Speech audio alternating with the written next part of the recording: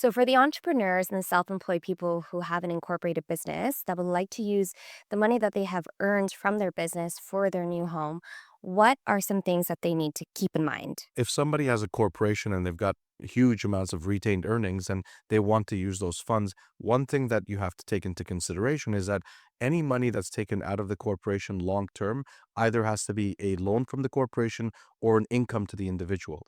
Oftentimes, we use both. We give a little bit of income because we don't want to be taxed heavily on everything that's being pulled out. But if the corporation has already paid the 12% corporate tax rate, and they take it out as dividends, they can offset some of that with some RSP contributions. So there is a way of, putting this together where it could be beneficial for the individual, but they should really consult with an accountant to make sure they don't get taxed heavily on these withdrawals. Now, is there a certain amount or threshold that they can take out per year? Because if they want to take a large lump sum from their business account into, their personal account, can they do this like in one time, or do you suggest doing this in separate times? The best thing to do is probably to use several years to make this transaction happen. And if they're going to pay themselves a salary while they're earning income, they can offset some of that salary with a little bit of RSP deductions, which is a income tax deduction, which they'll end up not having to pay tax on that income. Same goes for FHSA account.